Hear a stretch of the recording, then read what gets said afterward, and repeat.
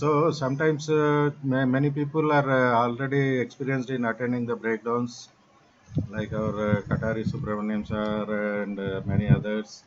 So some other people who have not attended, they sometimes they may be required to attend the derailment because the actual person who is nominated may not be there.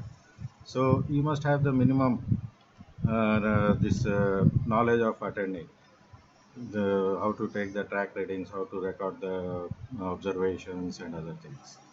So we'll be just giving the minimum knowledge to how to attend the uh, accident spot and how to record the observations, take the track readings, and sometimes if the cause is very clear, you can fix up the cause also from the readings.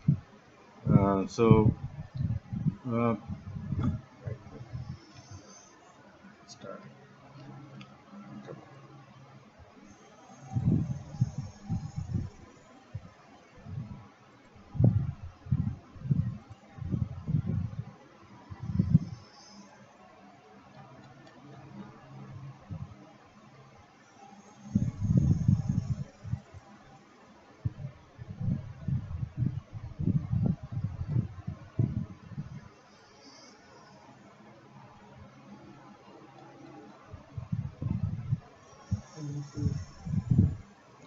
ఇన్వెస్టిగేషన్లో ఇంకా ముందు ఒకటి time table form ఉంది.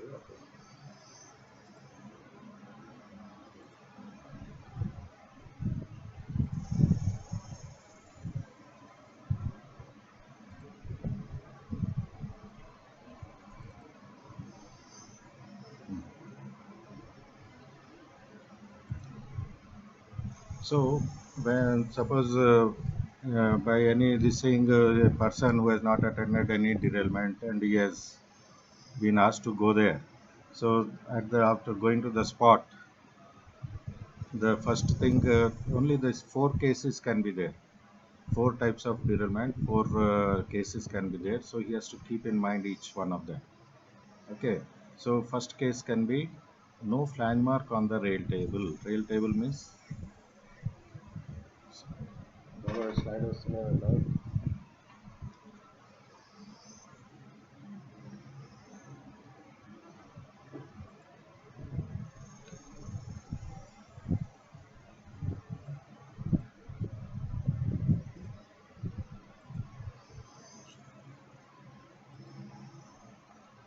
Now, no, go to the first one. Okay. Right. So evidence from the track markings on the rail table. So you can have no flange mark on the rail table. Rail table means the top where the tire travels on the rail. That is called the rail head. Okay. So rail table also. So no flange mark on the rail table is the first case. Second case, single flange mark on the rail table. Okay. Third one is several flange marks on the rail table. Fourth is wheel drop marks only inside the track, no marks on the rail table or outside the rail table. Only the wheel drops inside. So these are the four cases that you'll encounter after reaching the accident spot. So we'll see each one of them, and in this one the main thing will be the single flange mark. We'll have to go a bit deep, so that requires investigation, taking track readings and other things. The remaining three are very simple, and then the cause can also be fixed. We will be more clear from these three cases. That is first, third, and fourth. Okay, are you hearing? Am I audible? Hello. Okay. Okay. Okay. So we'll see the first case, that is the no flange mark on the rail table. So no flange mark on the rail table means that means the wheel has jumped the rails. It has not traveled on the rail. It has jumped. Okay. Then what can be the cause for that? Some braking shock or traction accelerating shocks, or sudden acceleration or sudden braking can be the cause. If the formation is on the curve.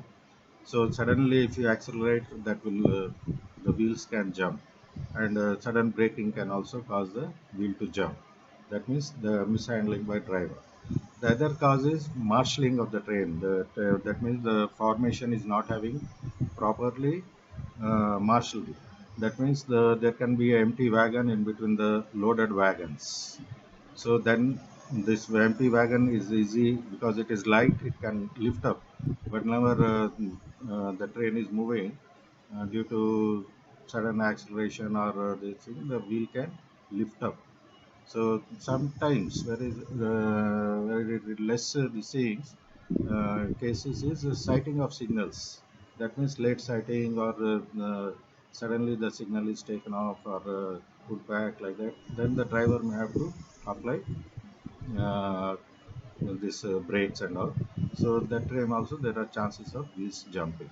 So from this one, for this one, the examination of the speedometer chart is important.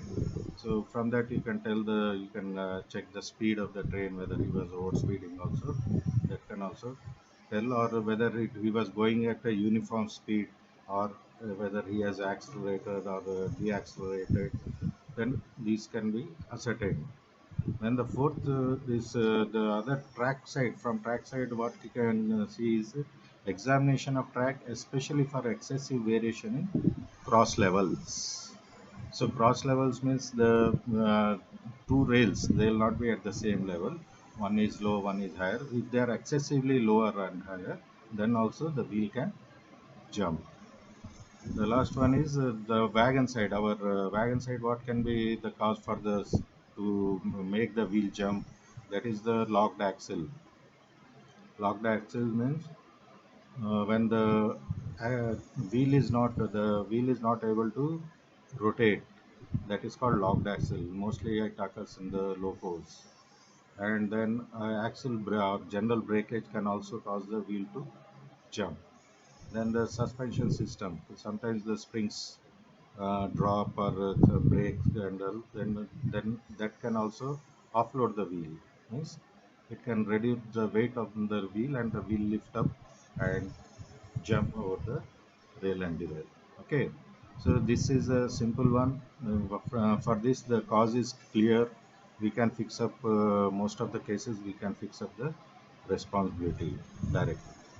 So the next one will go single wheel climbing and travel mark on the rail. So wheel will mount on the rail and then it will travel diagonally to the from inner rail head to outer rail head. So outer edge it will diagonally it will travel for some distance and then drop outside the rail, outside the track, and then travel for some more distance and then stop.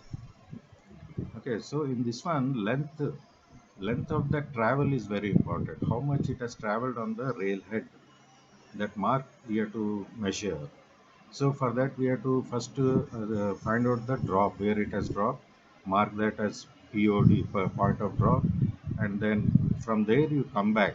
It will be a slightly a diagonal line, very faint line will be there on the railhead, that will be going back, and from where it has mounted you come to that, and then you mark it as point of mount. So this distance. So second slide రాలేదంట. Okay, okay, one. Now, have you got the second slide? Not yet. Not yet.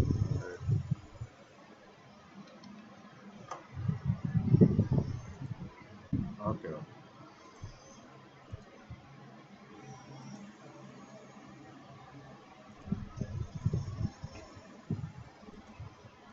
Yeah. Now this is go back. Several, not several, the single line.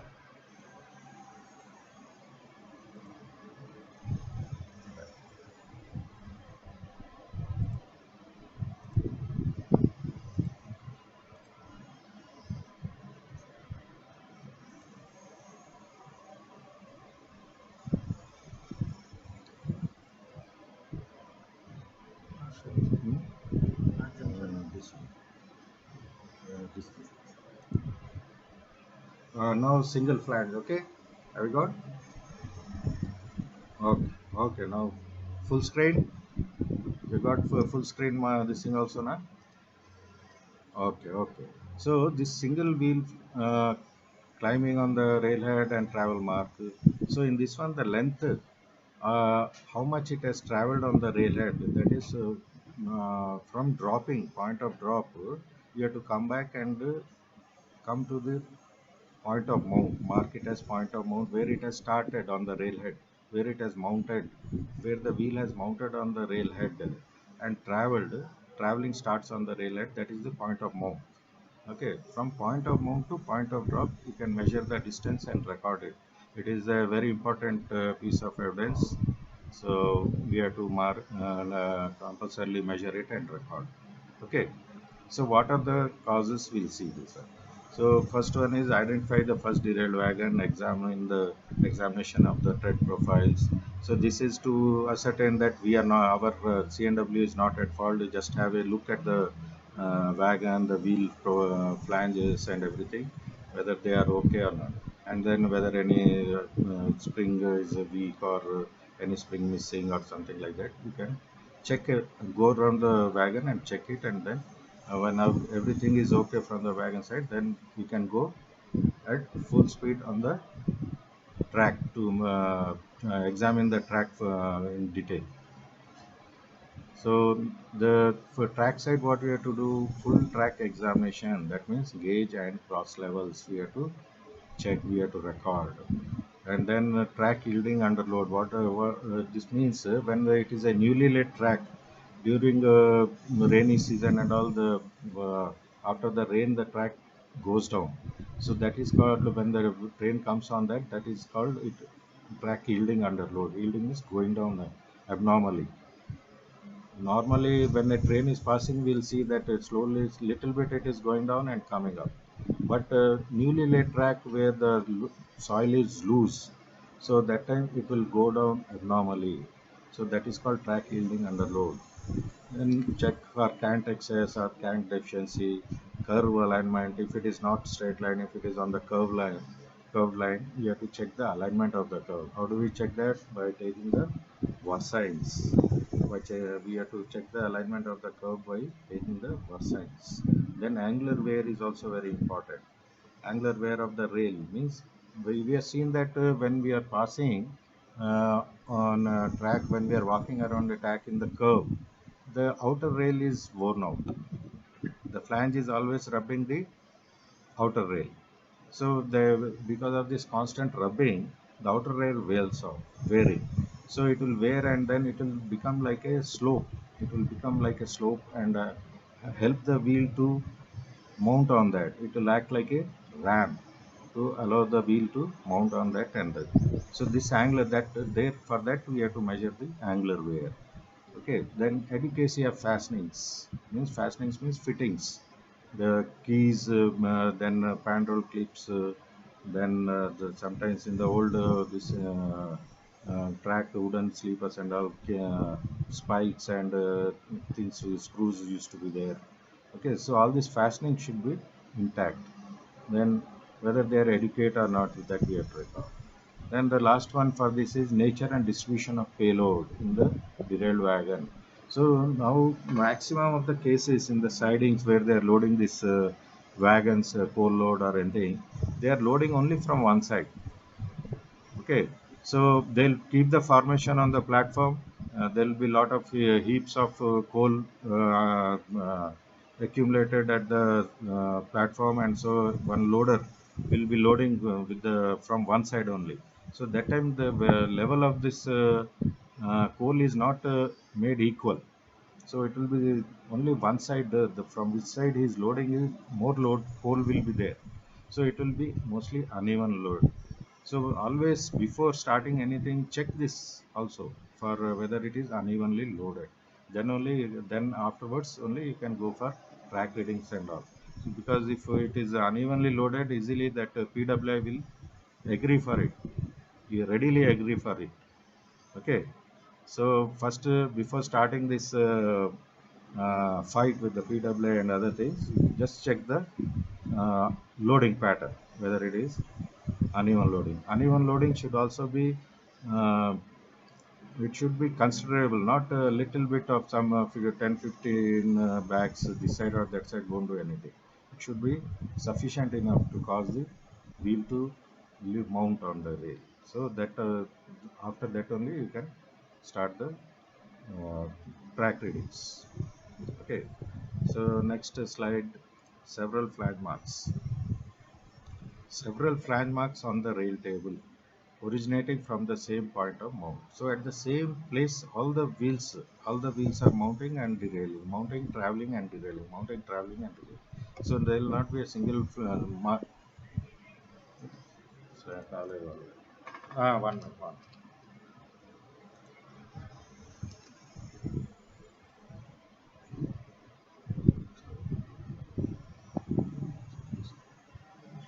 Hmm? Okay, okay. Have you got that? Several flag marks? Okay, okay, okay. Right. So this is the third case. Several flag marks on the rail table originating from the same point.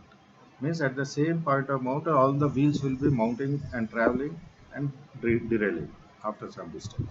Okay. So in this one, what can be the causes for this to derail for this several flag marks? One is track buckling. Track buckled means it has become zigzag, curve like thing, just like our sine curve. That much, like a snake. How the snake will be moving, that much it will become curved. So that time, our trolley cannot travel those sharp curves. So it will start derailing at the same point of mount. Okay, all the wheels will be mounting at the same place and derailing. So for this one, immediately if you suspect it is a, track buckling of track, then you have to immediately take the temperature of the rail. What is the temperature? Measure the rail temperature because ARTs will be having this rail contact thermometer, and also or nowadays we have also got NCT. So with that you can take the rail temperature, and also very important thing is you have to record the time at what time you have taken this temperature, because the actual derailment must have occurred some 1.5 hour or 2 hours back. By the time you reach there, it will take some time. So that time some cooling must have occurred. So actual temperature must have been different. So that's why you must take the time at what time that particular temperature was recorded.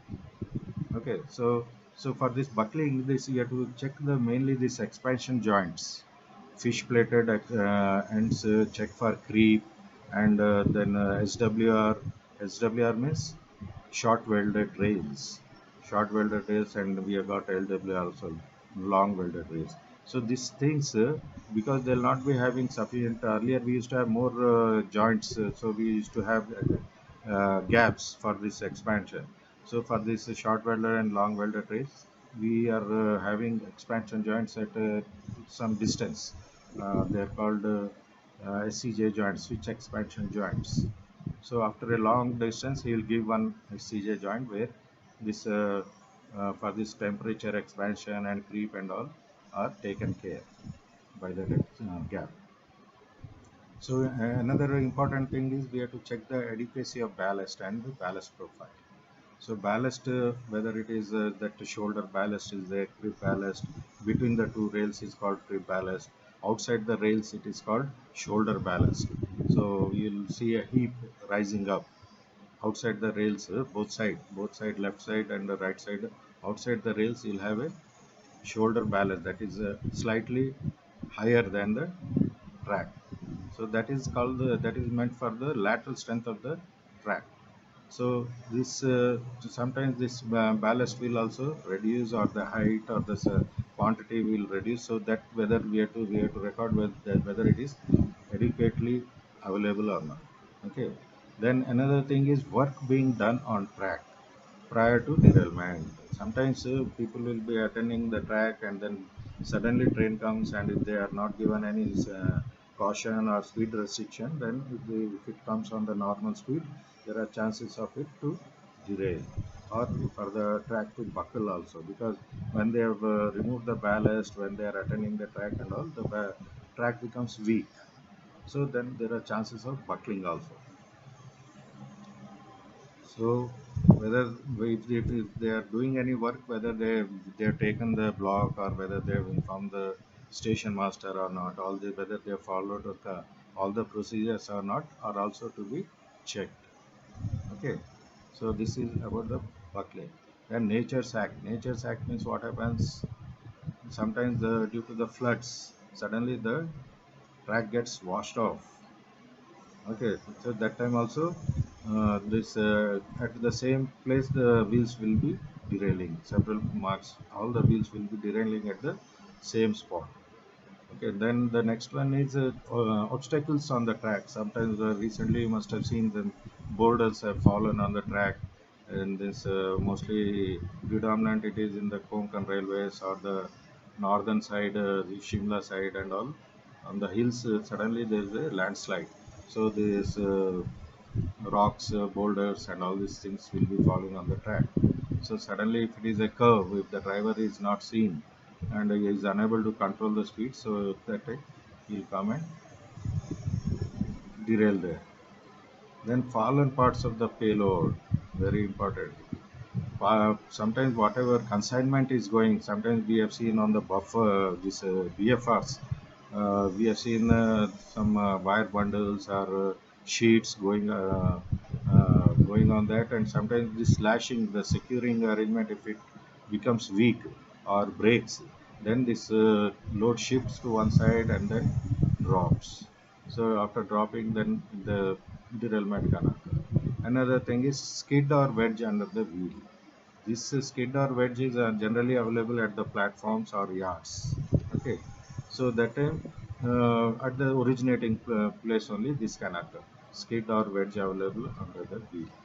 So these are all the cases for buckling of track. So with this buckling, I want to go a little bit deep, because buckling is very rarely it occurs, but we should be able to make out, or we should be able to make out whether it is buckling and then fix it on there.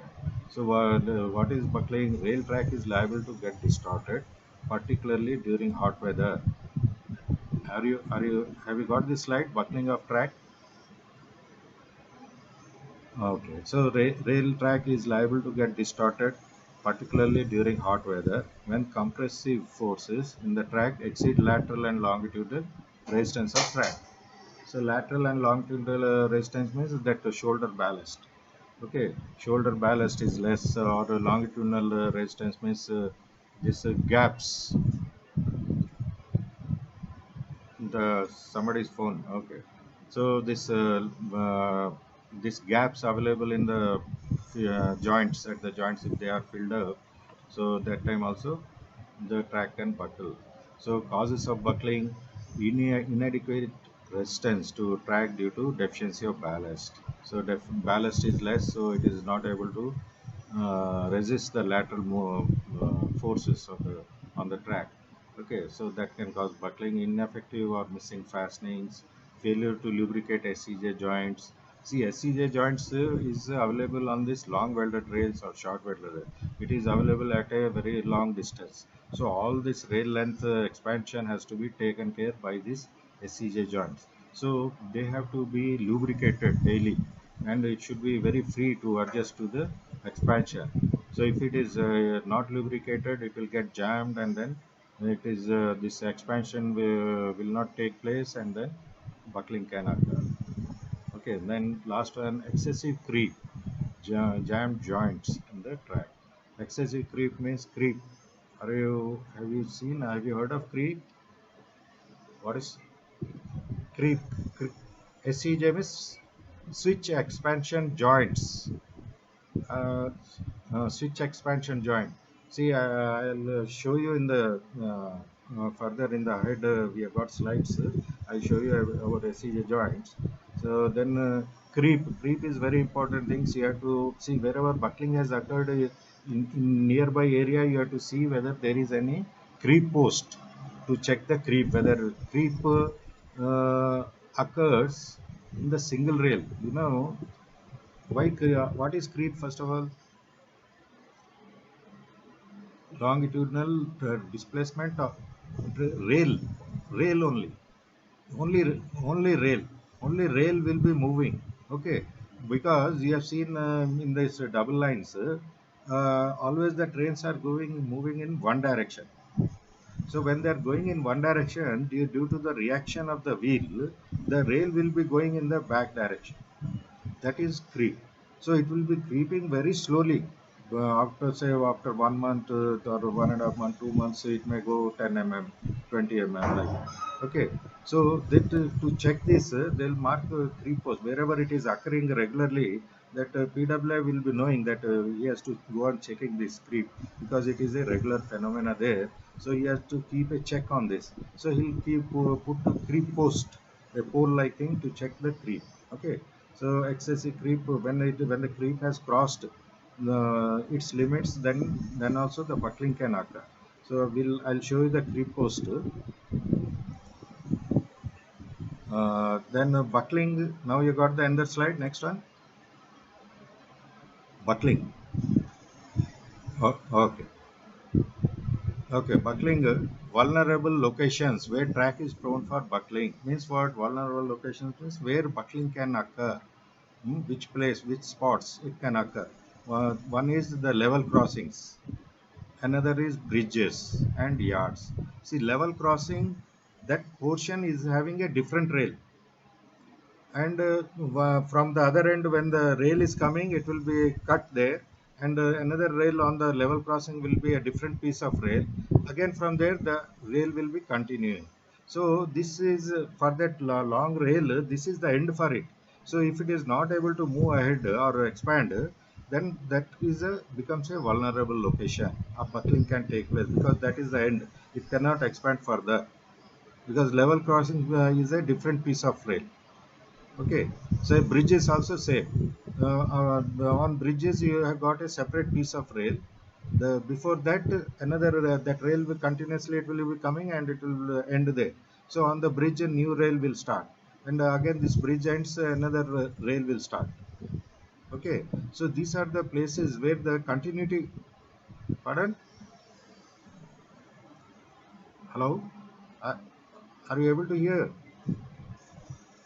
Every, okay. Okay, okay.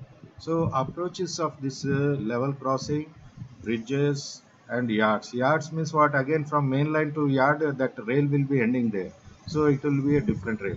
Wherever this continuity of the rail is breaking, there some chances of buckling can occur because there is no further scope for it to expand.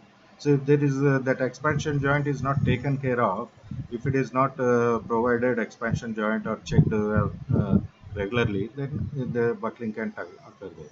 So again, another thing is junction point. Means this short welded rail and long welded rails. Two rails are joined at the same spot on the track, and then uh, wherever their junction is there, wherever their joint is there, that is also a vulnerable location because again the expansion, these fittings will be different for the two rails. So if one rail is expanding into the other portion, so it cannot expand because of this fittings will be obstructing that expansion. Okay, so location of deficient ballast section, particularly on shoulders. Last one. So this shoulder ballast, wherever it is less, there also the buckling occurs because that is shoulder ballast is the lateral strength of the track. It will prevent the lateral distortion of track. So this is, shoulder ballast should be adequately available always. Okay. So we'll just see some slides of the cases of buckling. This is how the buckling will take place. This the black spots are the original. Are you able to have got the slide of this buckling, track buckling? Hello. Okay. So this track will be moving off to one side, and when it is moving, the outer one will be slightly elevated, slightly lifted. This inside rail will be slightly buried into the track. So when it is moving like that, you will see a different color of track. This thing ballast, because that is under the track that will have a different color uh, than the outside ballast. So this is how the buckling occurs. Mean buckling occurs along with the sleepers, both the rails fixed to the sleepers. This all thing, the whole thing will be moving to the side. Okay, the whole thing will be getting distorted.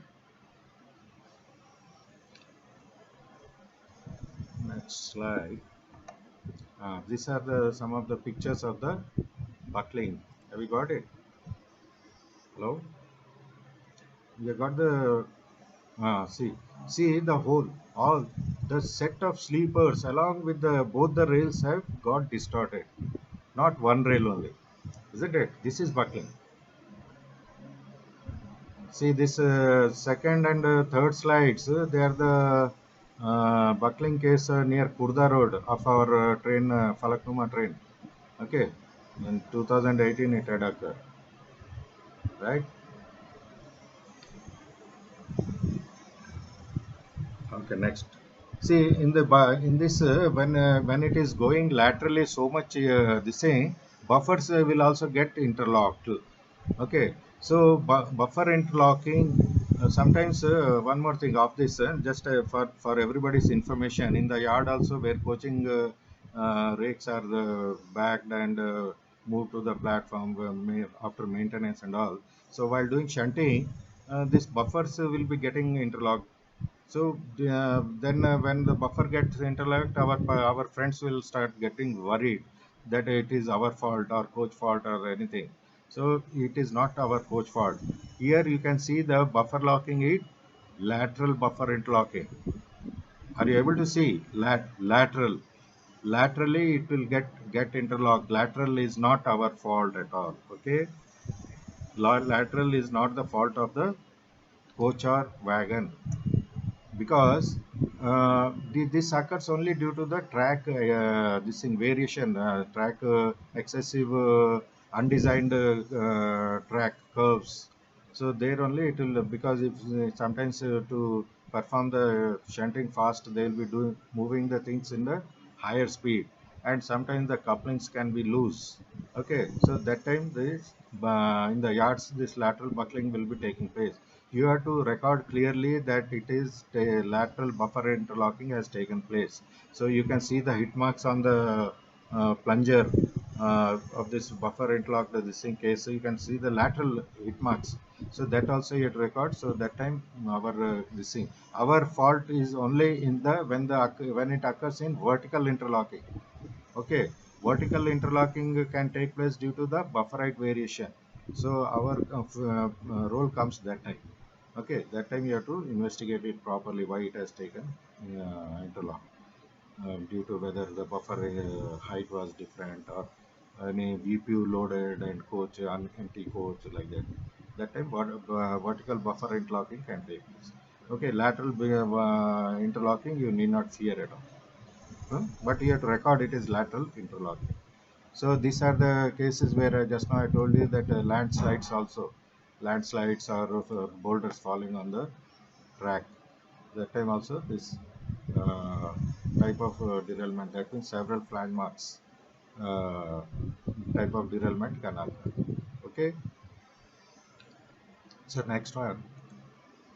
This is just not connected to this, but that time when we are doing grease oozing cases, so this was. Have you got the slide of this grease oozing? So we were doing grease oozing. Everybody was doing. No, all the coaching depots were attending that grease replacement. So in one of the cases, we had got this one, and this train was supposed to about to go to Delhi, and luckily we could open before departure. We just opened it and re-greased it. So if it would have gone to Delhi and come, it would have got detached in en route, I think. Okay, next, uh, creep buckling and forward. Next, we'll see this creep posts. Have you got this slide? Creep post. These are called the creep posts. Okay, where I told you, where that track will be moving to one side. So you have to keep a thread, one on this arrow that is ahead you, and the other is the on the other rail also outside the other side also one same post is there. So you have to keep the twine on both of them. Okay, and then mark that on the rail head, that the twine line. So that will be 0, suppose. Then after 2 months when you come and again check it, if that rail will not be at the 0, it will be moving to any side. So again you mark 0 and then measure how much it has gone to the sideways. So that is the creep. Are you able to understand creep? How to check the creep? So first, this PWI, after attending all, after giving all the gaps in the expansion joint and all that, he will mark this as 0 after putting it here. Then again, after 2 months, when you go and check it, it will go to one side. It will move this. It will not be at 0 position. It will be moving to the right side or left side. Okay. So that then again you mark 0 and measure the distance, how much it has gone to the side. That is the creep. Okay, this creep should not be more than 150 mm, right? It should, the creep should not, uh, creep should not be more than 150 mm. You know how to measure that creep now?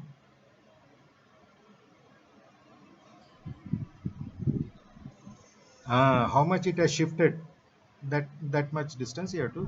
Uh, it should not be more than 150 mm. Okay, uh, 150.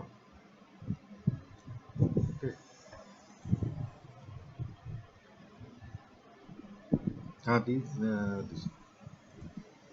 See, these are the gaps that they'll be giving for a switch expansion joint. Earlier, we used to have rail joints after every rail. What was the length of the rail? Each 13 meters it used to be the length of the rail. So after that they used to give fish plate joint and then give some gap also. So that used to be some 4 5 mm only. Now for this switch expansion joint, means for long welded rails they'll be giving a gap of 40 mm, and for other rails it will be given as 60 mm. Okay, I'll show you the picture of this CJ joint 1 minute. Okay.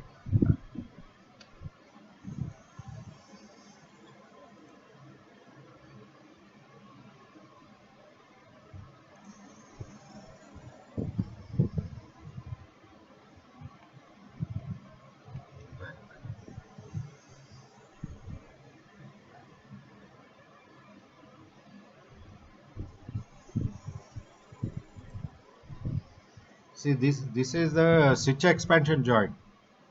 This is the switch expansion joint where the both the rails are sliding tapered outside, tapered to one another side.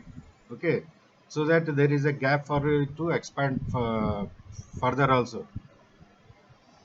So 40 to 50 mm the gap will be given in that. This is a switch expansion, and are you able to see? Hello. Uh, Pardon? ఆ gap opposite రైల్లో ఒకసారి ఆ pole కు కొంచెం ముందు లోపల side మీరు చూడండి, కొంచెం గ్యాప్ కనిపిస్తుంది. అది that is the gap switch expansion joint. So this has to be lubricated. You see it is quite well lubricated. Okay, always it has to be lubricated because it is such a long rail that has to be so it has to be easily moving this side and that side. It has to adjust to the expansion. Okay, so this has to be lubricated always. Okay, next.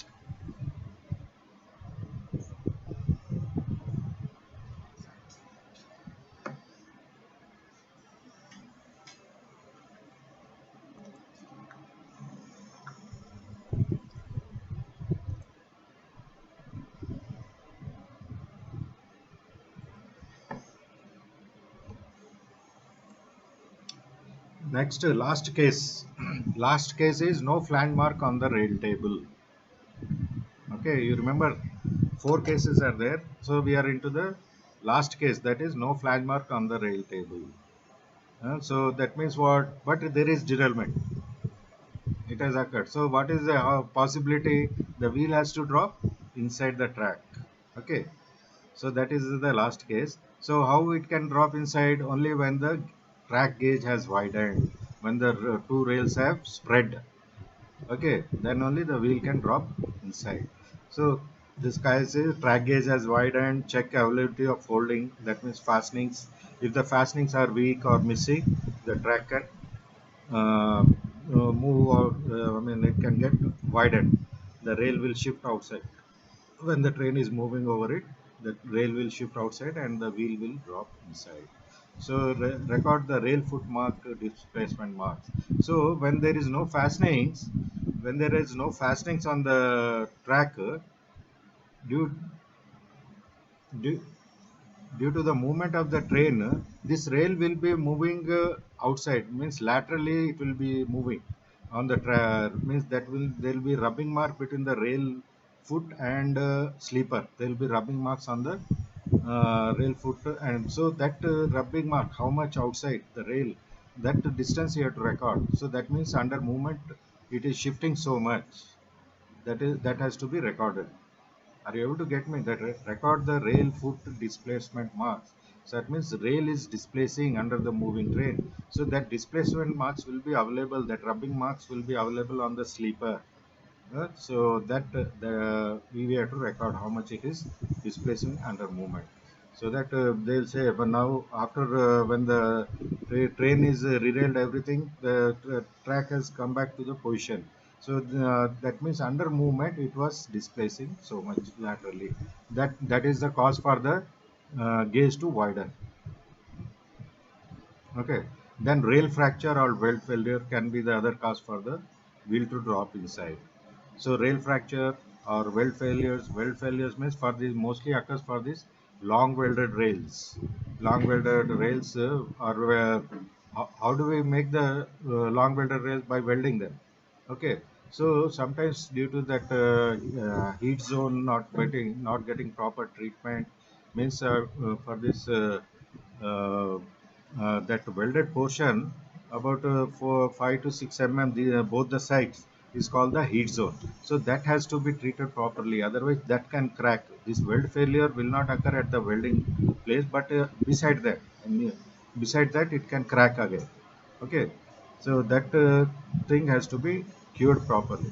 Then rail fracture means breakage of rail due to material failure or something. Okay, the last one, grazing marks on the outer rim of the wheel drops and shelled. See what happens when the wheel has dropped inside, it will be traveling, it will be rubbing against the rail.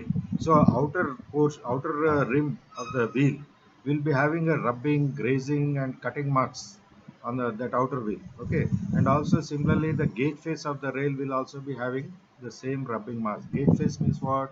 The rail top is there, no? Top because side portion, both the from the rail table you'll have two sides. So the inside portion is called as the gauge face. Okay, so when the wheel has dropped inside and it is traveling, it will be rubbing against this gauge face of the rail. So that marks will be available on the gauge face as well as on the outer rim of the wheel. So this has to be recorded. Okay, so because sometimes what will happen when one wheel has dropped outside, the other wheel has dropped inside, again it will have rubbing mark. So when you'll have, suppose you'll say right wheel has dropped inside, and having rubbing marks on the outer rim. Similarly, at the same time, you have to mention about the left wheel, whether it is on track or drop inside, whether it is on track. That also you have to mention. Then only you can fix upon this uh, uh, this track widen or spread gauge. Okay, because the other wheel also has to be mentioned compulsorily. So this is about the track. Now on the wagon side, what can be the cause for the wheel to drop inside is axle breakage. Axle breakage can cause the wheel to drop inside. Or another thing is disc, wheel disc has shifted inside, can also cause the wheel to drop inside. That is easy to understand, no? Wheel disc has shifted inside, so it will drop inside only. Shifted from the seat. Clear? So next is after going to the spot, you have to draw a rough sketch of the site. Are you getting this picture? Hello? Okay. So this sketch, okay, good. This sketch you have to draw, mentioning what type of rail it is, sleeper density, cushion, means ballast cushion, then formation, what type of formation. Ballast cushion means what? Bedding. How do you measure it? Where to measure? Means depth of ballast. Depth of burn. It is nothing but depth of ballast. Depth of ballast is measured from the outside the rail. The sleeper is there. Sleeper, the portion that is outside the rail. That portion from there, from the bottom of that sleeper, you have to take out all the ballast. Okay, you understand? Are you getting the outside portion? Sleeper का जो outside portion है ना, उसमें के नीचे से पूरा balance निकालना. कब तक निकालना? Till you get the clean ballast. After some time you start getting the ballast mixed with mud. You have to stop immediately. Till you get clean ballast, you have to go on removing the ballast. Okay, then after you start getting that mixed ballast, stop immediately. Then measure this distance, where from the bottom of the sleeper to that depth of that, to the bottom, till where you are dug, no, that distance you have to measure from the bottom of the sleeper. That is the depth of ballast. You have to record that. This is also very important piece. Okay. Okay. So you can draw this. Yeah. Yeah. Tell me. నేను చెప్తాను, అది ముందు వస్తుంది. అది generally ఇప్పుడు point of mount దగ్గర ఎక్కడైతే ఎక్కిందో, there that is dispute. అక్కడే ఏదైనా ప్రాబ్లం ఉండొచ్చు అని దేర్ పాయింట్ ఆఫ్ మౌంట్ దగ్గరే మనం తీసుకోవాలా. Okay.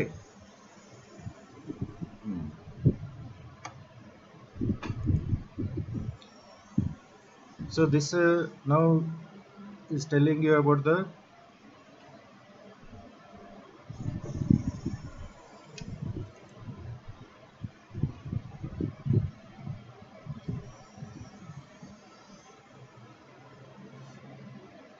now the wheel has dropped outside. First part inside it has traveled, and this now it has dropped outside. You can see that red mark is outside the track. Okay, so that is point of drop. So after the dropping also it will rest, it will travel for some distance, and then the vehicle stops, or after the driver comes to know that there is derailment, he will stop. So sometimes this distance is very long till the driver comes to know. He may travel a long distance also. There are cases, right? So now can you see the point of mount and point of drop? See, it is a diagonal line. Okay, so from this point of drop is easily everyone can locate this point of drop, no, because it is there available outside the sleeper. On sleeper also that drop mark will be there. See, okay, so point of drop you have got. Then from there you have to go back, following this line where it meets the inside edge of that rail. Okay, that is the point of mount. But our PWA, our friend, great friend, will not agree for that. Okay, because when it has and always remember one important thing is, in this single wheel flange mark case, where these track readings are to be taken, point of mount, point of drop is taken, where it has mounted and traveled, like you can see there, 50% track fault is there compulsory. Okay, but we have to take out that, dig out that. We have to investigate that and bring out that. Okay, so this PWI will come to know when it has traveled on that, means it is track fault is there. That PWI knows. So that's why when you go to the spot and ask him how it has derailed, he will not say, "I sir akkada mount ayindi, akkada point of mount undi, adi em cheppadaadu." ఆడ ఏమంటాడు? Jump అయిపోయింది sir అంటాడు. ఎప్పుడు ఎప్పుడైనా పీడబ్ల్యూఐ లేకుంటే ఆ gang man కూడా అడగండి, ఎట్లా అయిపోయింది రాబోయ్ అంటే ఆడు జంప్ అయిపోయింది సార్ అంటారు. దేర్ ఆఫీసర్ విల్ ఆల్సో అక్కడ ఇక్కడ జంప్ అయింది సార్ అంటాడు, కానీ they will not say mounted and travelled and derive. because it is understood that 50% track fault is there. Okay, so that time he will be disputing this point of mount very much. He will not be agreeing for that because he knows something wrong is there. Okay. So he'll try to shift it. ఇక్కడ కాదు, అది వెనక 2 sleepers వెనక ఉంది, లేకుంటే 2 sleepers ముందు అక్కడ దాకా ఉంది, ఇది అది అని. He will not come to the exact point of move. So what you have to do, you have to take the other friends into conference, because in this joint track readings and all, this TI will be the traffic inspector, then signaling inspector or other this loco inspector will be there. So you have to first మనం వీళ్ళను convince చేసుకోవాలా. వీళ్ళని convince చేసేసి అందరు మన side వచ్చేసిరంటే then you can force the PW to agree for that point of move. Are you able to understand? So అక్కడ అక్కడ మనం లాబింగ్ చేయాలి. లాబింగ్ మన చీఫ్ మినిస్టర్ పోస్ట్కు ఎట్లా లాబింగ్ చేస్తారు, నా దగ్గర ఇంతమంది ఎమ్మెల్యేలు ఉన్నారు, ఆయన ఎంతమంది ఎమ్మెల్యేలు ఉన్నారు, అట్లా మన దగ్గర వీళ్ళను అందరినూ మనం మన సైడ్ తీసుకోవాలి, మనం ముందే కన్విన్స్ చేసుకోవాలి వాళ్ళని. ఓకే, సో చేసి వాళ్ళ మెజారిటీ మన సైడ్ పెట్టుకొని వాళ్ళకు you have to make him agree for that point of mount. So once you get the exact point of mount and take the readings from there, then readings is also very important thing is we have to take that readings under load. Are you able to get me? Readings under load is the only thing that can throw some light on the cause of the derailment, because readings under no load is of no use. You see, when you're tracking beside when you're standing near a track and a train is passing, you see the sleepers how they are going down. When a wheel is coming, that sleeper is going down or not. Again, after the wheel has gone, the sleeper will lift up little bit. Again another wheel comes, it goes down, like that. So under load, that much cross level variation will get. But if there is no load, that will be at the normal position, so cross level variation will not be there much. So we will not get the actual twist is calculated from this cross level variation. So under load, taking the readings is very, very important. You have to take under load only.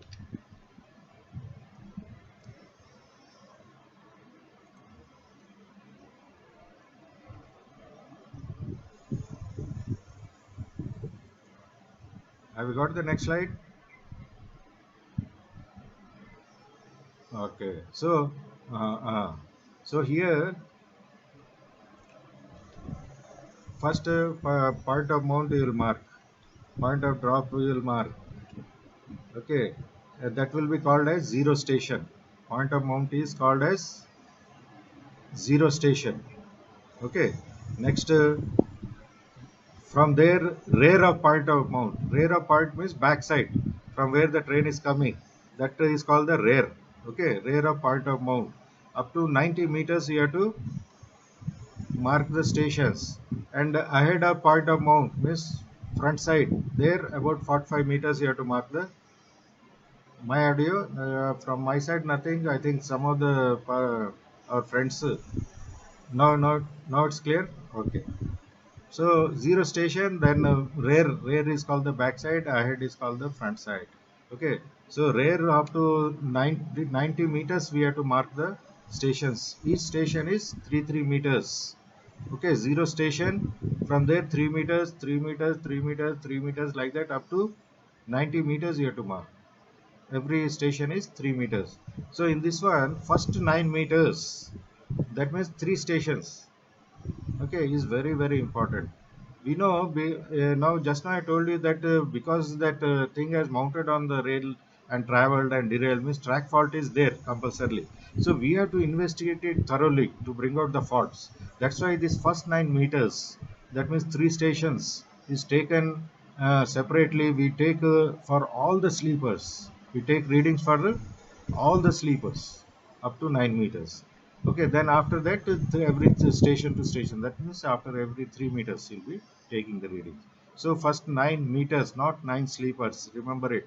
PW ఏం చేస్తాడు, వాడు మీకు 9 sleepers ఇచ్చేస్తాడు. 9 sleepers reading ఇచ్చేసి అయిపోయింది అంటాడు. మీకు కూడా 9 జ్ఞాపకం ఉంటుంది కానీ 9 మీటర్సా 9 స్లీపర్సా మర్చిపోతాం. Okay, so you have to remember it is 9 meters and take as many sleepers are available in 9 meters. For all of them you have to take the gauge and cross level, right? Every sleeper. So first 9 meters pote you'll have 81 meters. This total 90 meters you have to take the readings. Ahead we have to take up to 5 meter 45 meters we have to take the readings at every 3 meter station, but he won't give you. Even if he gives you, he will say it is all disturbed track. He will mark it as disturbed. Okay, so don't worry about it.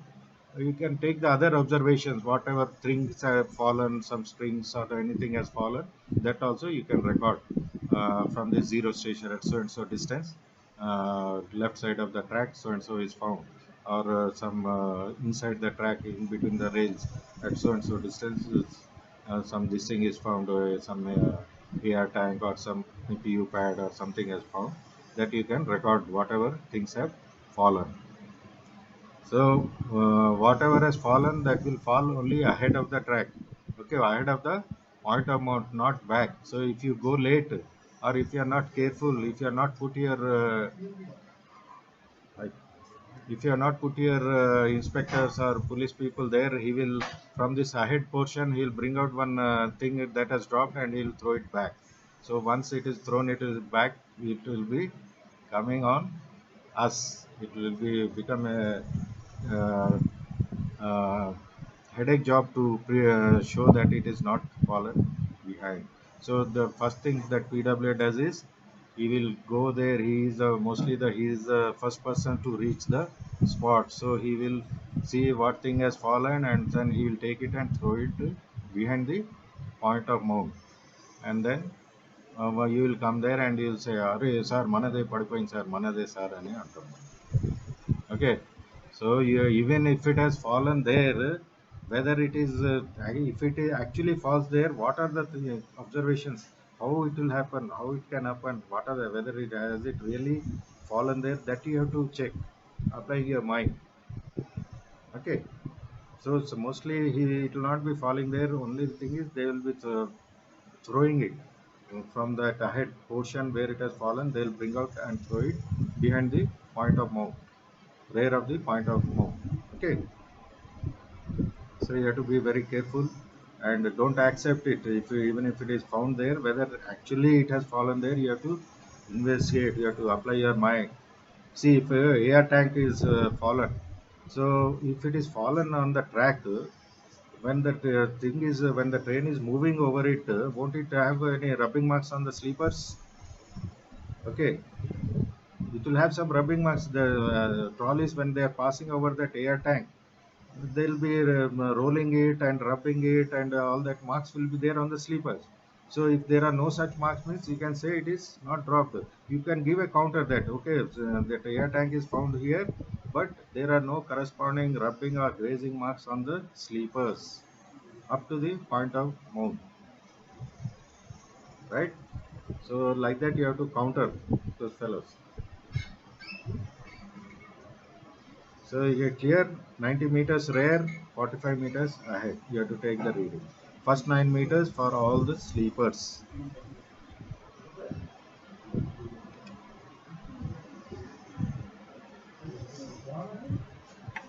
Yes, point of mount. That is only important. Where it is mounted, that is only important.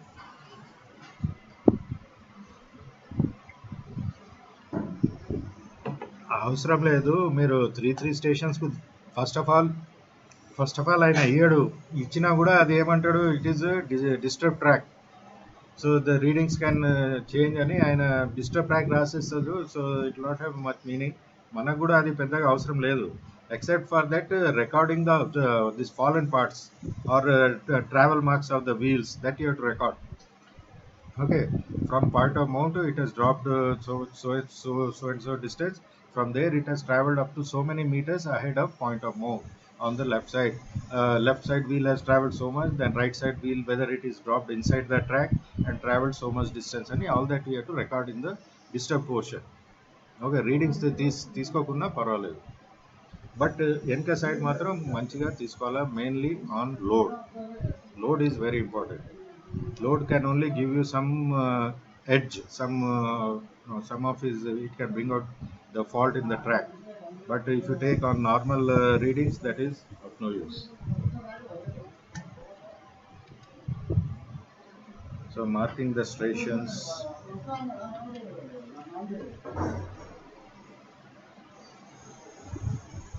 This is the same thing again I explained. Okay.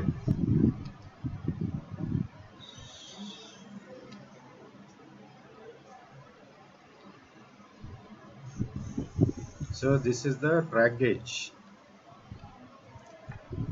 Most of you have seen it, I think. So for the people who have not seen, friends who are new, who have joined recently in the this thing, our department, this is called the track gauge. Track gauge is similar to our wheel gauge. Wheel gauge, we will be recording the wheel distance gauge the between the two discs. మన డిపోస్లో wheel gauge మనం record చేస్తాం కదా 1600 plus 2 minus 1. Same way, this track gauge is there. Between the two rails, it will be showing the distance. Okay. So దాంట్లో కూడా ఈ gauge, ఇది dial gauge ఉంటుంది. ఒక సైడ్ వైట్ ఉంటుంది, ఒక సైడ్ రెడ్ ఉంటుంది. సో రెండు కూడా సమానంగా ఉండి that centre line is coinciding the zero means the gauge is correct. Means 16, how much is the gauge? 1676. That much is there. Suppose the white one is moving, increasing. So that means it is slack gauge. Slack gauge means more than 1676. So white gauge can show you maximum of plus 20. So you will be, suppose it has moved only 5 mm more towards right side, means it is plus 5. You will not say 1676 plus 5. No need. Only plus 5 you will mark. Means it is above the normal gauge, 5 mm more than the normal gauge. Okay. So the red one is there. If the red one moves towards the left, it means it is tight gauge. Means the rails are nearer than the normal one. Okay, so that is tight gauge. It will show only up to minus 10. Tight gauge is denoted by minus. It can show only up to minus 10. -10 వరకు కూడా అంత పోదు sir. -6 is the maximum. అంత వస్తేనే PW ఏడుస్తూ ఉంటాడు, sir తగ్గియండి తగ్గియండి అని. So you have to record them correctly. That don't go for the PW, he will plead you. ఆయనది ఏమైనా దొరికిందంటే మన ఇట్లా పట్టుకుంటాడు, చూడానా చూడానా అంటాడు. లేకుంటే ఛాయ్ తెప్పిస్తాడు, ఏమేమో చేస్తాడు, భోజనం తెప్పిస్తాడు. అరే సార్కు చూడరా ఇది అది అని. Okay, don't go. Because some times heal సే, అరే ఇది అంతా అడ్జస్ట్మెంట్ అయిపోయింది సార్, అక్కడ ఇది వేరే కాజ్ మీద తీసుకుండ్రు, ఇది అద్భుతంగా పేరు కోసం మనం తీసుకుంటున్నాము అని అట్లా ఇట్లా చేసి టైంపాస్ చేస్తాడు. మీకు ఏదో చేసి ఏదో రాపిచ్చేసి సంతకం తీసుకుంటాడు. ఎక్కువ దొరికినా కూడా ఆయన తక్కువ రాసి మీది వీ టు చెక్ అగైన్ ఎంత వచ్చింది, ఆ కరెక్టా కాదా, ఆయన చెప్పేది ఆయన రాసేది కరెక్టా కాదా, we to check it and then accordingly record it. So if you are not checking, he will go on telling you some readings which is normal. ఇప్పుడు -6 అంటే చాలా సీరియస్ అది. He will show you -2 only, -3 only. Okay, you have to sit and check it for every time. So ప్లస్లో కూడా ఏమవుతుంది, కొంచెం spread gauge అయిపోతే spread gauge అయిపోతే అది +40 +50 +60 అట్లా ఉంటుంది. వీళ్ళ లోపల పడిన తర్వాత అది చాలా ఎక్స్పాండ్ అయిపోతుంది. So this gauge can show you only maximum +20 only. So +20 అయిపోయింది, ఇంకా ఎక్కువ ఉంది అంటే that contact will not be there between the rail and this gauge. So you have to check whether contact is there or gap is there. Gap ఉందంటే that time you can take out this gauge and measure it with the tape, because this gauge cannot measure more than +20. Okay, so that time you have to measure it with tape and then record it. You understand? So this is about the recording the gauge. చెప్పండి.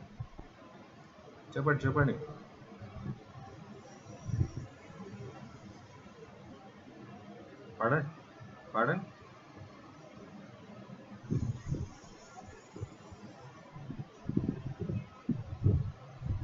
Yes, we have marked the stations. No, we have to just now we have marked the stations. No, point of mount say up to 9 meters. Every sleeper you have to take check the gauge. For every sleeper he has given. No, if this gauge and cross this gauge you have to check for every sleeper, and after 9 meters, every 3 meters you have to check the gauge. Okay, this gauge, and from the same gauge you can get the cross level also, which rail is higher, which rail is lower. So from the same sleeper we can check that also. Okay, that is called cross level.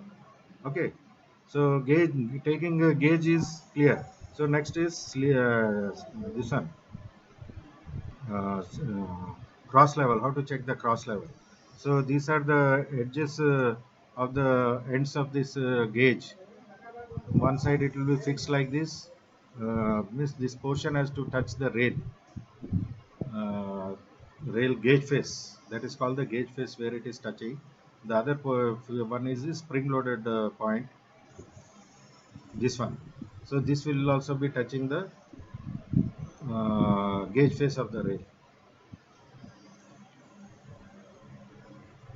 Next, next. Yeah, now this is for checking the cross level. Cross level mein this gauge, this portion is in the center of the track gauge. So at the center one plain portion will be there, and on that both side you'll have tapered scales will be available. Okay, their scales are tapered. Now in between that, at the center we will keep spirit level. So if the both the rails are at the same level, the spirit level bubble that is there, it will be exactly in the center. Okay, so 0. So that means both the rails are at same level. Suppose if it is not at the same level, if left side is low, at that time what will happen? The bubble will go towards the see, bubble will go towards the right. Uh, no, it will go to the right, opposite. So to bring back the uh, opposite. So to bring back the bubble to the center, you have to move that spirit level on this tapered scales. Okay, so with this tapered scale, that spirit level will be rising. That means it bubble will be coming to the center. So once the bubble has come to center, you check the reading here on the scale. That is the cross level.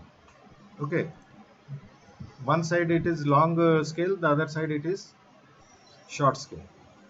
Okay, so suppose on the short scale you have moved completely up to the end, but the bubble has not come to the center.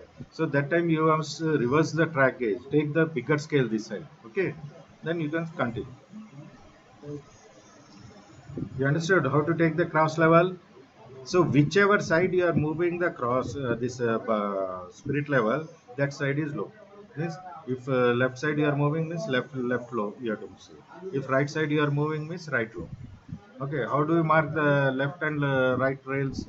See, in the moving direction of the train which has met with the derailment, in the direction of its motion, you have to stand behind it. Pardon? There's no slide for that. I'm telling you generally.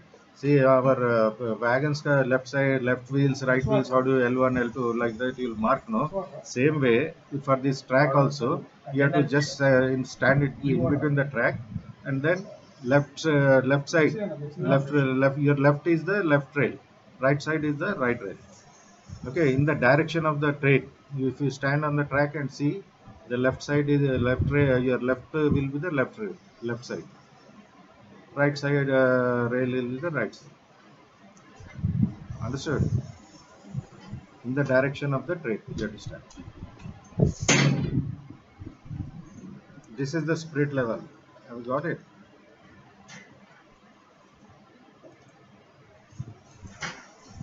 Spirit level. So that center you can see 0, 2 big marks are there. It has to be the bubble which has to be in between that. So then only that means it is 0. So only when it has come to the level, it will be 0. So from that scale, you have to measure the readings, how much it is. Okay, after taking the readings, this side of tabular form will be level. That means you have to make out the and record the readings in this type of form. It's first station number 0, 1, 2, 3. So what is the gap between 0 and 1? 3 meters. 1 to 2, 3 meters. So in between this sleepers will be there. So many sleepers will be there. So you have to take the sleepers also, 1, 2, 3 sleeper numbers. You have to take under load, otherwise there is no meaning, there is no use of that. You cannot prove anything. No load readings means the track will be at level only, so you cannot find twist. Okay, so somehow you have to take. Now I'll show. I have brought this track reading proforma also. In that new track reading proforma, they have clearly mentioned load readings has to be given. Okay, I'll all these proformas, new proformas, I'll leave it here. They'll give you. They will forward you new performance. Okay, track reading performance, it is clearly mentioned that under load readings are to be taken. How do you take under load?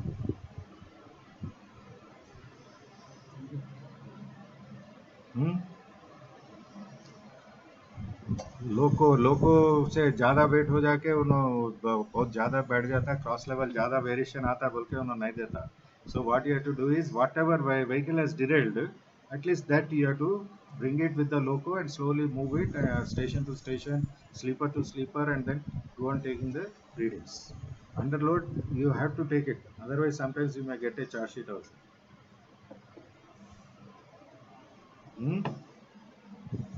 Okay, now you see we have taken the sleeper numbers, then sleeper spacing means the distance between the sleepers, then gauge in mm, that means under free, under load, then cross level, under free, under load.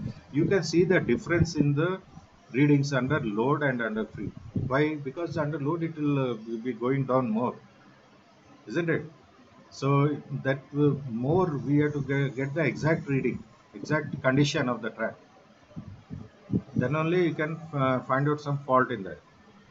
I'll show you now. We'll come to know the importance of this load readings. Okay. Now from this gauge is okay. Now cross level, say one important thing we can calculate. That is the twist in the track. Have you heard? Twist in the track.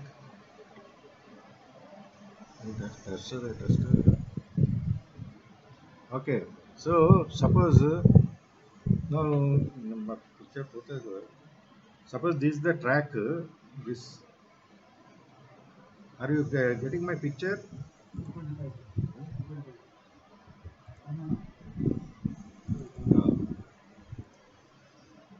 So suppose now this is the track. So what I'm doing, I'm twisting it like this, twisting. So this side will go down, and the other side, this side will go down. When a vehicle comes over this, when a vehicle comes over this, it will go down this side, and then it will come to the left side to go down. Like that, it will develop rolling oscillations. Okay, so that can cause the okay, like this. Suppose this is the track. Now, if I twist it, this side, this side will go down, and the other side, this side will go down after twisting it in the opposite direction. So when a vehicle is coming over this, it will go this side down and then the opposite side down. Like that, it will develop some rolling oscillations. Okay. So for that twist in the track, calculation of the twist in the track is important. Now, how do you calculate the twist of the track? You have to take these. You see now cross levels are RL and LL. RL and LL. C means correct, exact. It is at the correct level, and RL means right rail is low. LL means left rail is low. Okay. So twist in the track is the algebraic difference between the cross levels. Okay, per meter. Now, suppose if RL, if you take it as plus, LL will become minus. Okay, so RL, LL. So in the, let us say from zero station and first station, what is the cross level under load? Cross level under load is 9 RL and 9 RL at zero station, and at first station it is 7 LL. Okay, so what is the difference? Normal difference is 2. Normal difference is 2, but I want algebraic difference. Algebraic difference means 9 minus of minus 7, because if you take RL as plus, LL will become minus. Okay, so 9 minus of minus 7, 16. So 16 by the distance between them, 16 by divided by the distance between them is 3 meters. Okay, 16 by 3 is 5.33. Okay, so 5.33 is the twist. Now if it is at the between the same this thing, suppose instead of 7 LL, if it was 7 RL, okay, then what would have got? 9 minus 7 is 2 only. But from RL to LL, when it is changing, that is the twist. See, RL means one side it is low, right side is low. Then after some distance, LL left side is becoming low. That is the twist in the track. Need not come to it is zero also. See, that third sleeper C means correct. Okay. Now, so that is the twist in the track. Now let us see the twist. Now you got 5.33. Let us see the twist in the free. Under free also you have taken the readings, no? Cross level under free. This was under load. Under free condition, what is the twist? 6 RL and 3 LL. So 9 by 3. 9 by 3 is 3 only. 3 only. So that 3 is within permissible limit twist. So that is free. When you take like that without underload, then you are finished. When you take underload, you can, now underload we have got the twist as 5.33. We have, under this in free condition we have got 3 only. So that much difference will be there. 3.5 depending upon the type of track, it is great. Speed and all that. Okay, so like for Shatabdi route, it will be just 2.5 mm only. Okay, different track conditions, different limits are there. So this 5.33 you can fix up. You understood? That you can get only when you take it under load. You understood? Hello friends. Have you understood how to calculate? Have you understood how to calculate the twist? First, you must know how to calculate the twist and take the readings under load. Okay. Right. Next.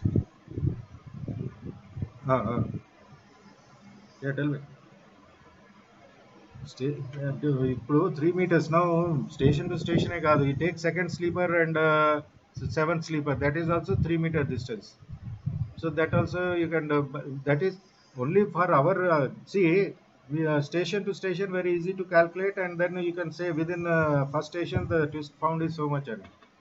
Right. That is wherever you got maximum twist, you can say within first station and second station, or wherever cross levels. Anni manchiga chudandi, cross level variation wherever it is more, there you can calculate that, and 3 or 2 also you can do 2 meters. But because we have marked the stations as 3 meters, that's why I'm telling you under 3.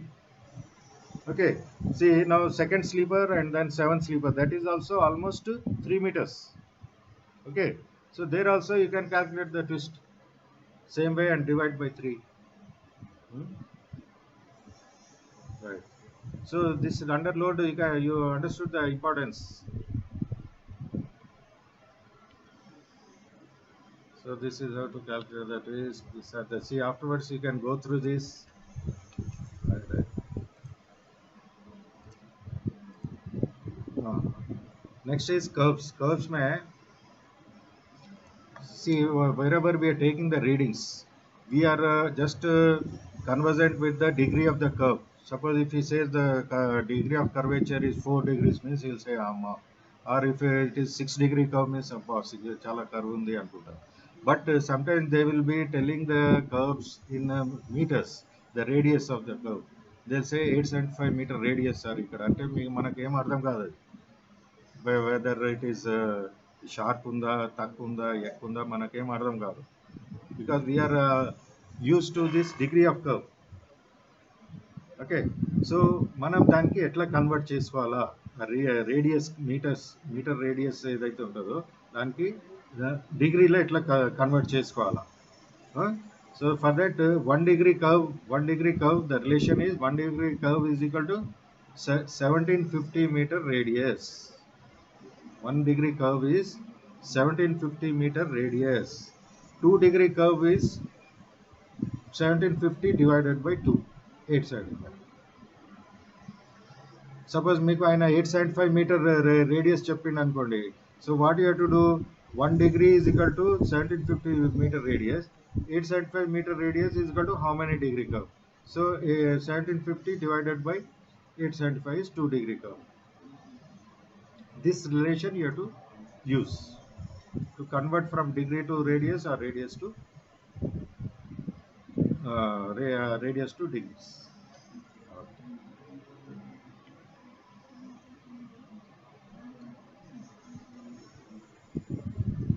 Then how to check the super elevation? Super elevation, how to calculate at that particular place what should be the super elevation. So then for that gauge is this GB square by 127R. G is the dynamic gauge.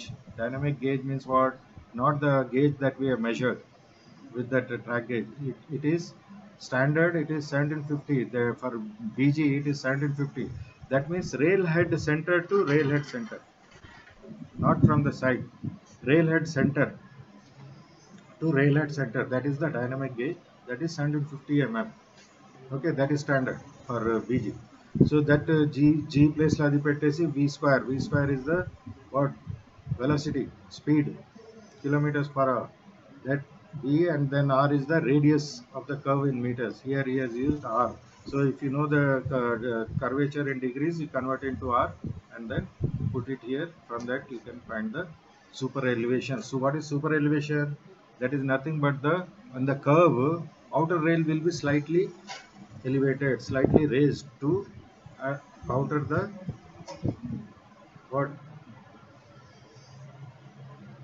this force.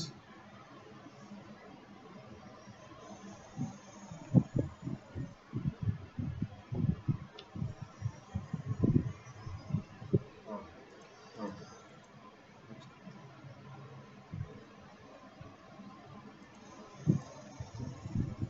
Then depth of ballast, what is trip ballast and all this. Okay. Right.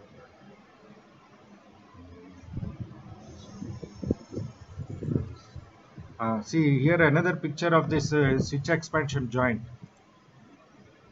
Switch expansion joint. Okay, this is also a switch expansion joint which is properly daily, almost daily lubricated. So uh, this curvature, you can see the gaps available for expansion, and this angular wear I was telling you, no, where this is a play. This spot is at a very sharp curve, so there the rail wear will be very high.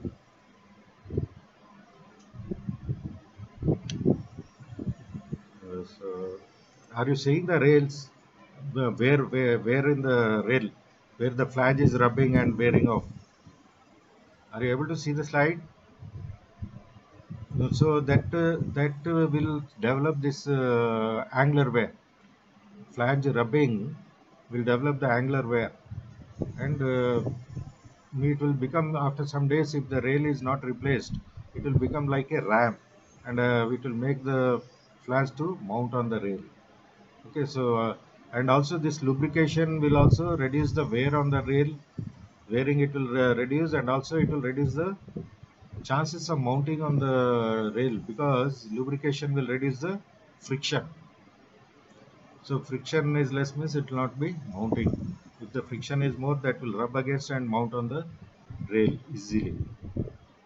So that's why they have to lubricate every day. And whenever if you are taking track readings and if it happens to be a curve, you record whether it is lubricated, outer rail gauge face is lubricated or not. That you have to record and get the signature of the speed of light.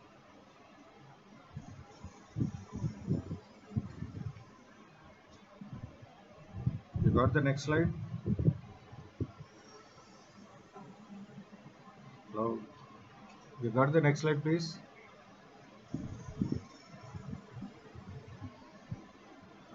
ఎక్కడ పోయినా slides మార్చలేదు just అదేంటి అయితే లేదు అది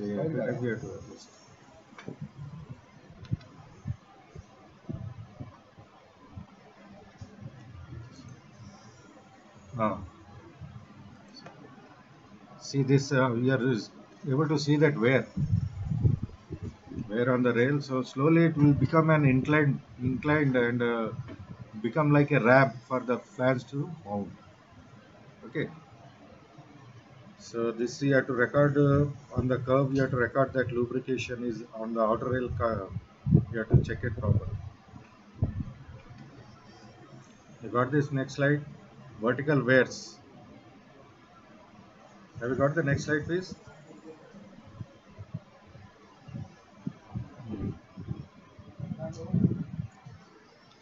Escape total. Okay. So these are the vertical wears you have to record. Suppose the rail appears to be worn out. You have to take the rail profile. Rail profile తీసుకొని you have to superimpose on the new rail profile. New standard rail profile will be available in the drawing office. Then మనకు వచ్చిన rail profile తీసుకొని దాని మీద పెట్టేసి we can find out the vertical wear, lateral wear and also angular wear. Okay.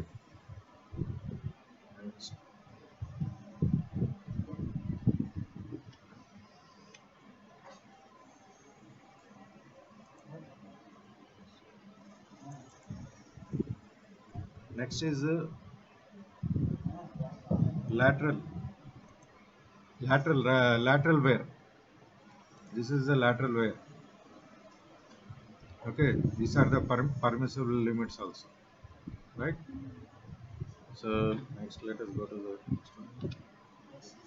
Versines. So first gauge cross level you have understood now where is this thing. So from gauge you can find whether gauge ఎక్కువ ఉన్నా కూడా gauge tight ఉన్నా కూడా problem. Gauge tight ఉంటే wheel it will facilitate the wheel to mount. Gauge tight ఉందంటే అది ఈజీగా slide అయిపోయి పైకి లేస్తుంది wheel. సో టైట్ ఉండకూడదు. దెన్ ప్లస్ ఎక్కువ ప్లస్ ఉంది అంటే బాగుంది అంటాడు ఆయన. బాగుంది కాదు, అగైన్ ఎక్కువ ఉంది అంటే it will develop the oscillations when the train is moving. It will develop the lateral oscillations, so it should not neither be more nor neither should be less. It should be within the limits.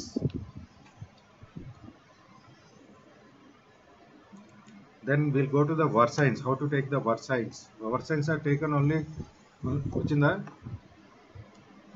versines. We take versines only on this curves portion, not for the straight lines. If it is a straight line, no need of taking versine. Only if it is curve, only we have to take the versines. Versines, how do we take? From the point of mount, we have to mark the stations. Earlier stations, how many meters apart we have marked? 3. Now for versine, we have to take 10 meters apart. Okay, so point of mount 0 station, then first second, third, fourth. Are you getting the stations? Hello? Have you got the stations? So like that you have to mark the stations 1, 2, 3, 4, 10 meters apart. And then how to take the versine? Between 1 and 3, you have to put a 20-meter cord and hold it to the side of the rail. Okay, and the distance, the versine at the second station you'll get with the scale, that from the thread to the rail gauge face, that distance is the versine. Okay, so for the second station means between 1 and 3 you have to hold the thread to get the versine at the second station. Same way, to get the versine at the third station you have to hold the twine between 2 and 4. You will get the versine at third station. But to get the versine at zero station, how can you get the versine at zero station?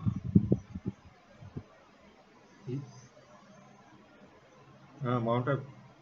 No, one is already one station is there. One you have to hold the person at one, and then also you need another station ahead of zero point of mount to, because you have to hold the twine 20-meter twine. You have to hold between one station and plus one station to get the person at zero station. Okay, so you have to mark another station ahead of this point of mount 10 meters. Then only you can get the version at zero station. That PWI will be objecting because they will say that is the disturbed track. Disturbed track అయిపోయింది కానీ దాంతో ఈ curvature of this track will not change unless it is buckling. Buckling అయిపోతేనే ఆ curvature change అవుతుంది. కానీ ఇది normal కండిషన్స్లో this curve will not change. So that you have to mark another station ahead of this zero station, and then put the train between -1 and +1, and then take the version at zero station. Okay, so like that you have to record up to 90 meters, mark the stations up to 9, and then record the versions up to 90 meters.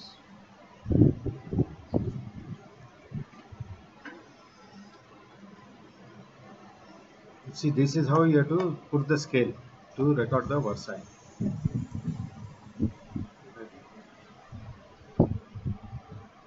This one. Have you got this slide?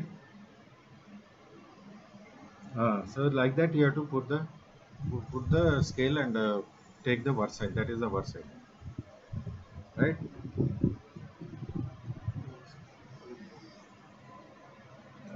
Same flange thickness మనం ఎంత ఇది తీసుకుంటాము 12 to 13 mm like that. Okay, same way here. Rail కూడా అట్లానే ఆ పోర్షన్లనే తీసుకోవాలి. 12 to 13 mm from the rail head. 13. Yes. And also that scale should be exactly horizontal. ఆ PW ఏం చేస్తాడు, దానికి కొంచెం ఇట్లా ఇంక్లైన్ గా పెట్టి దానికి లోపలికి అంటాడు, so that thread will move inside.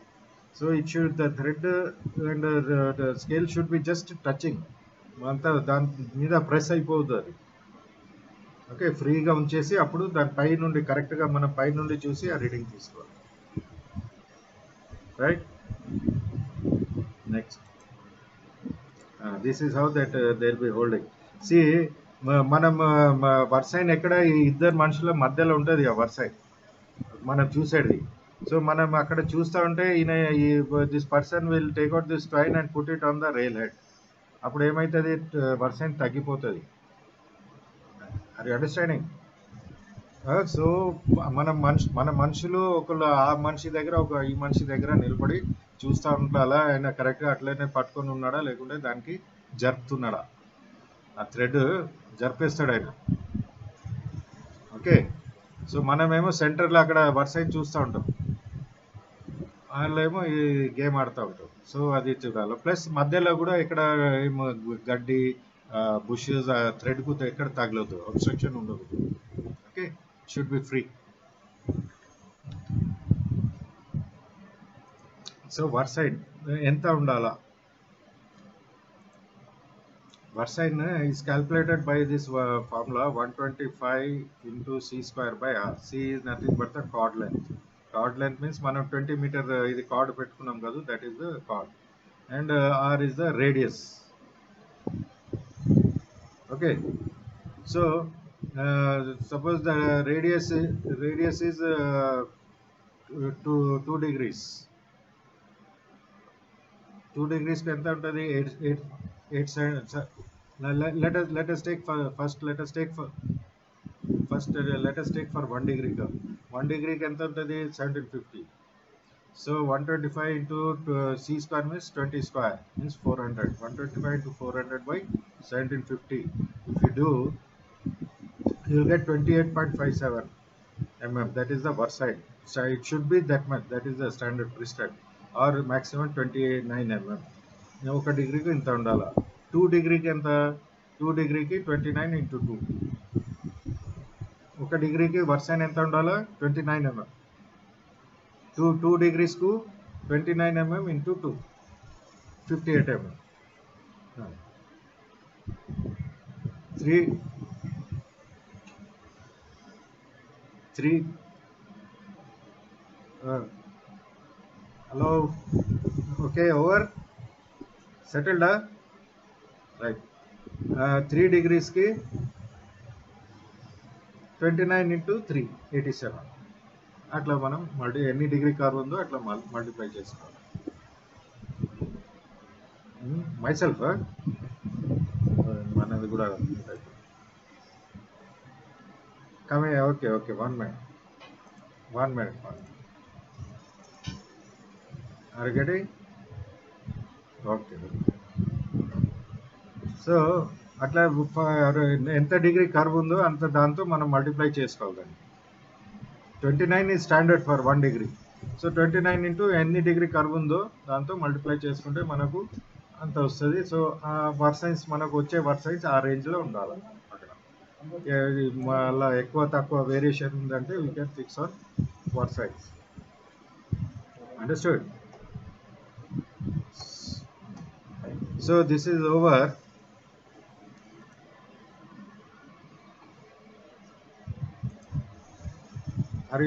So at least you will suppose ఎవరైనా కొత్త వాళ్ళు కూడా పోతే కొంత something you can do how to take the readings, gauge, cross level, and if it happens to be a versa this curve, you can take the versins. You first try to take the correct exact what is there, you bring it, then afterwards in your office some people, some inspectors can help you, or they, yes, our officers can help you and proceed for the inquiry if it is there. But readings at the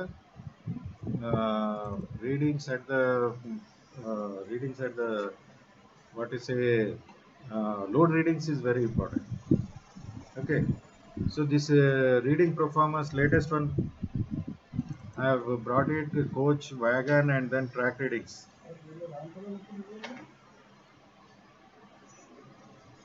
So coach reading performance are there, and wagon reading.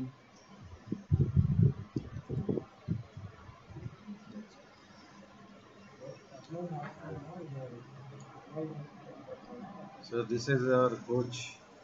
Here, see, earlier wheel diameter was not there in the readings. Now it is they have put it, included it. Okay, earlier we used to have only wheel gauge, buffer height, and variation in versins. Sorry, this what is it? Side mirror gaps. Only 3 things were there earlier. But now they have included this wheel die also. Spring cambers, condition of bogie components, a lot of the readings they have included. Another thing, my friends, in this one, there is one column will be there. Any other defect in the vehicle which may have contributed to or caused the derailment, such as condition of coupler, draft gear, pocket, sharing plates, etc. Okay. Hello. Hello. Everybody hearing?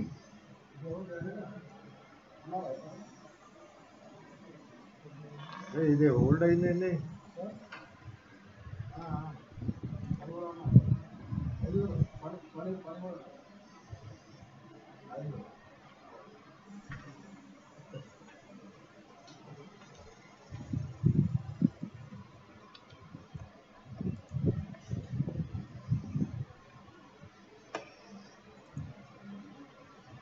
Hello. Are you able to see this performer?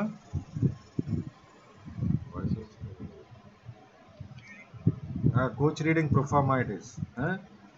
So now the earlier 1 minute. Now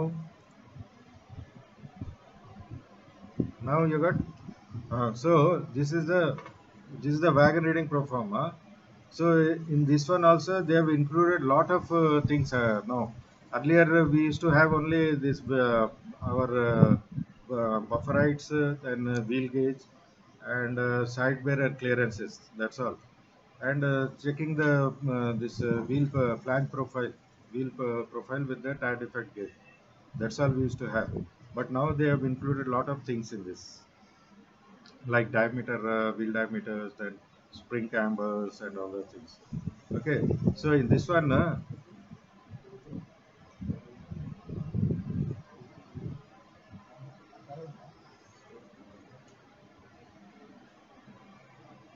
hello, are you able to hear me?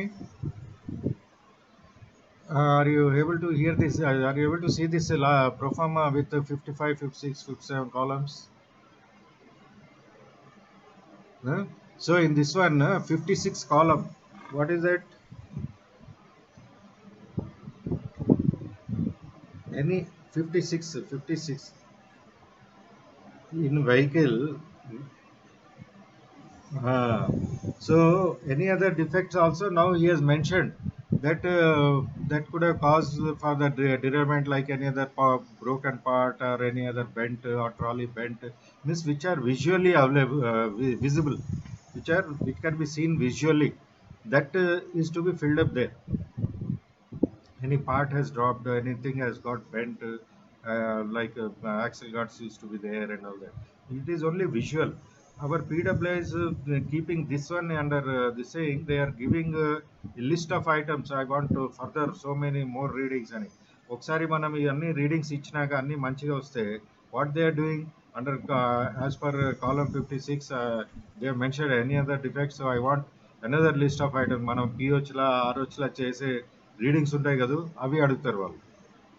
So that's why now it is not to be given no readings to be visually ఏమైనా defect ఉంటే అదే అక్కడ రాయాలి మనం. ఈ coach ప్రొఫార్మాలో అది క్లియర్గా ఉంది, దీంట్లో రాయలేదు. కానీ కోచ్ ప్రొఫార్మాలో under same column they have mentioned whether any bent this thing are there. I will show you the coach proforma. See here.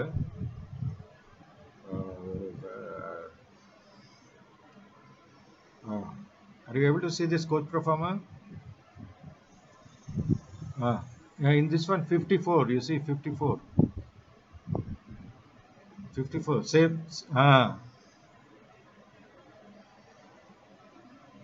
Coupler, draft pocket. Here he has mentioned all these things. దాంట్లో పెట్టలేదు.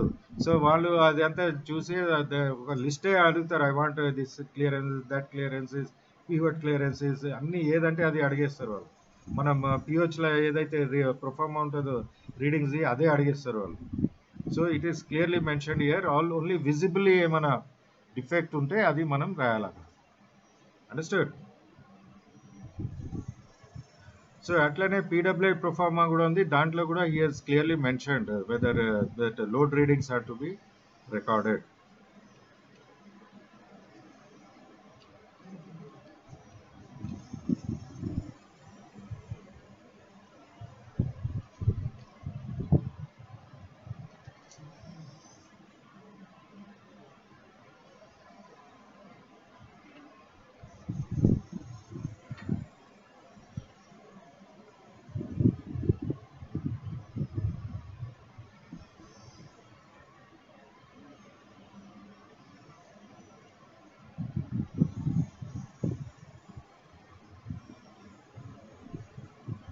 Hello, are you able to see this track reading performer?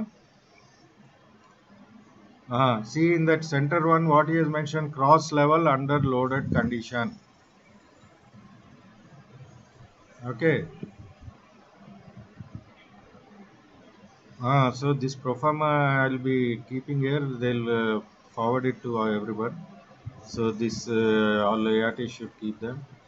మనకి కూడా పెరిగినాయి, మనకు కూడా కొంచెం కష్టమవుతుంది reading సీజన్కి. కానీ this getting the loaded condition is very important. Okay. So I hope I prepared all of you to some extent to attend it derailment.